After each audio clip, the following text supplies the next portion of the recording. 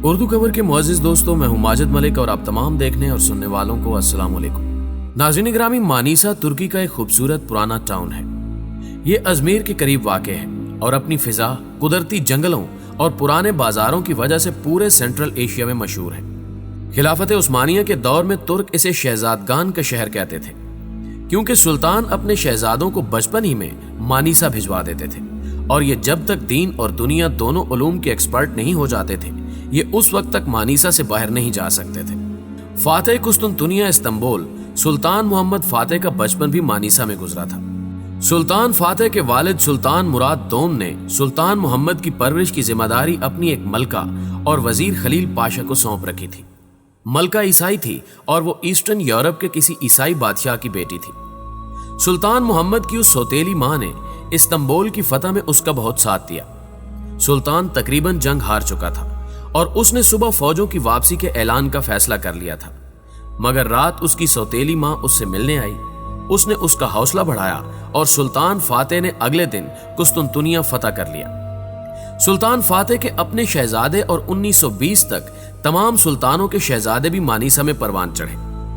یہ شہر اس قدر اہم اور تاریخی تھا کہ ہم اپنے کھانوں میں زردہ کھاتے ہیں۔ زردہ مانیسا کی سویٹ ڈش تھا۔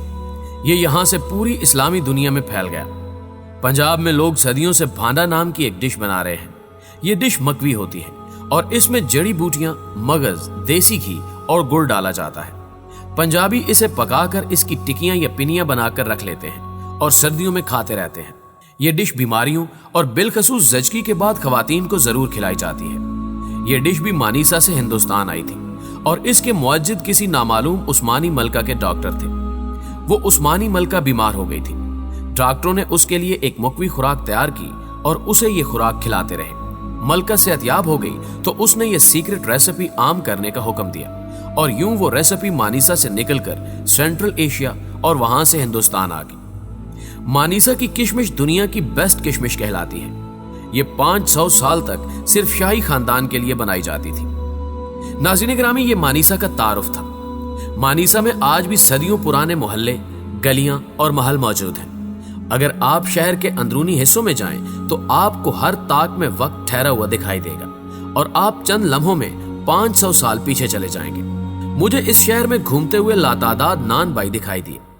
پتہ چلا مانیسا میں ترکی کے بہترین نان بنتے ہیں۔ یہ ڈبل روٹی کی طرح پھولے ہوئے ہوتے ہیں اور انہیں لوگ زیتون کے تیل یا لسی میں ڈبو کر کھا لیتے ہیں یا پھر قہوے کے ساتھ نگل لیتے ہیں۔ نان شہر کے تمام خاندانوں کی خوراک ہے۔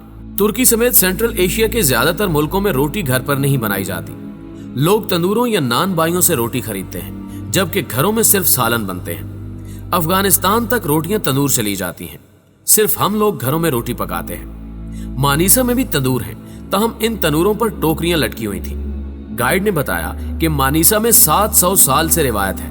خوشحال لوگ تندور سے جتنی روٹیاں لیتے ہیں، یہ ان سے آدھی ان ٹوکریوں میں رکھ دیتے ہیں۔ ضرورت مند لوگ آتے ہیں، ٹوکری کی طرف اشارہ کر کے کہتے ہیں ہمیں اتنی روٹیاں دے دیں، اور تنور کے ورکرز چپ چاپ اتنی روٹیاں نکال کر انہیں دے دیتے ہیں۔ یہ لوگ اس عمل کو میزبانی کہتے ہیں، اور یہ میزبانی مانیسا میں تقریباً 700 سال سے جاری ہے۔ یہ ایک دلچسپ روایت ہے۔ مجھے چند دن قبل میرے ایک دوست نے ترکی زبان کی ایک ویڈیو بھیجی۔ اس ویڈیو میں عوام سے اپیل کی جا رہی تھی کہ مہلک وبا کی وجہ سے کاروبار بند ہو گئے ہیں، لوگ بے روزگار ہیں، لہٰذا ملک بھر کے خوشحال لوگ میزبانی کا عمل بڑھا دیں۔ ویڈیو میں روٹی کی ٹوکری اور تندور بھی دکھایا گیا تھا۔ مجھے یہ دیکھ کر بے اختیار مانیسا یاد آ گیا، اور میں نے سوچا کیا ہم اپنے ملک میں میزبانی کا یہ سلسلہ شروع نہیں کر سکتے؟ ہم ہزاروں سال سے اس علاقے میں دال روٹی کھا رہے ہیں، کیا یہ ممکن نہیں کہ ہم بھی تندوروں پر میزبانی کی ٹوکریاں لٹکا دیں اور صاحب ثروت ان میں روٹیاں رکھوا دیا کریں، اور تنور کے مالک ضرورت مندوں کو عزت کے ساتھ یہ روٹیاں دے دیا کریں؟ اور کیا یہ بھی ممکن نہیں کہ ہم میں سے جو شخص افورڈ کر سکتا ہے وہ روزانہ دال پکائے، ضرورت مندوں کی فہرست بنائے اور عزت کے ساتھ ڈسپوزیبل ڈبے ان کے گھر پہنچا دے؟ ہم روز 100-200 روٹیاں پکوا کر اپنے گھروں، اپنے دفتروں کے سامنے ٹوکریوں میں بھی رکھ سکتے ہیں، اور لوگ اپنی ضرورت کے مطابق آ کر روٹیاں لے جائیں۔ ہم چائے خانوں پر چائے کے اضافی کپوں کے پیسے بھی دے سکتے ہیں۔ چائے خانے کے مالکان اضافی کپوں کی پرچیاں بنا دیں، ضرورت مند آئیں وہ پرچی کاؤنٹر پر دیں اور مفت چائے لے لیں۔ کیا یہ ممکن نہیں؟ प्यारे दोस्तों, मुझे एक बार ईरान के गुमनाम कस्बे में जाने का इत्तेफाक हुआ। ये इस्फहान और शिराज के दरमियान था। मैं इसका नाम भूल गया हूँ। मुझे वहां रात गुजारना पड़ गई। मैं ये जानकर हैरान रह गया कि पूरे कस्बे में फ्रिज नहीं था। मेजबान ने बताया कि हम खुराक को फ्रिज में रखना गुनाह समझते हैं। मैं हैरान रह गया।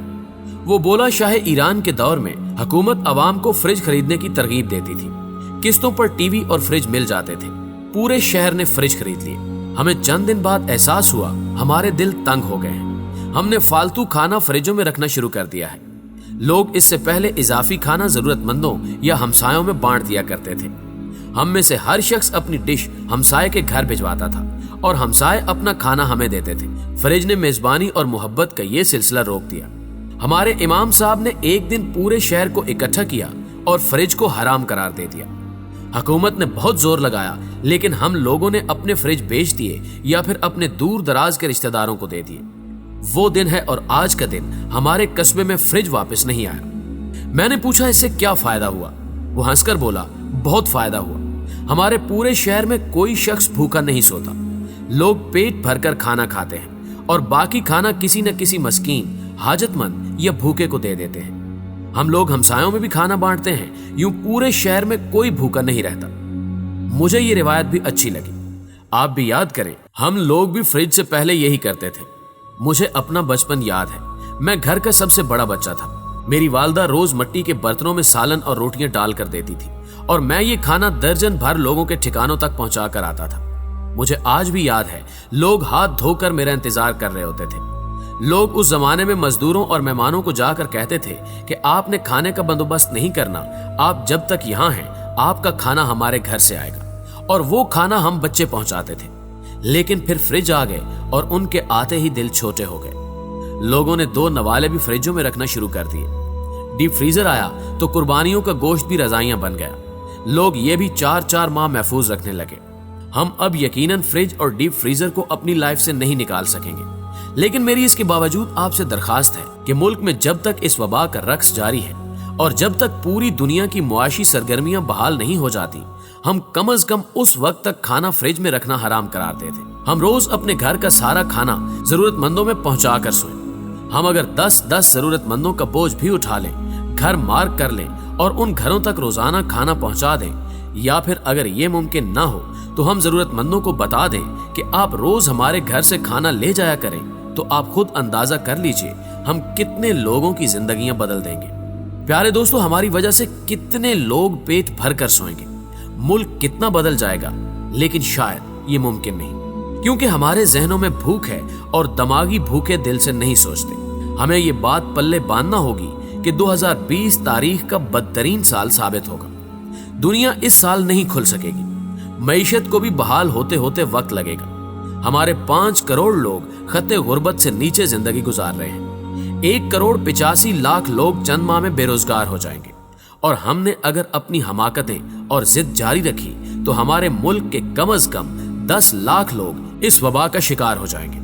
5-7 लाख लोग तो इस वक्त भी मरीज हैं। हम बस उन्हें टेस्ट नहीं कर रहे।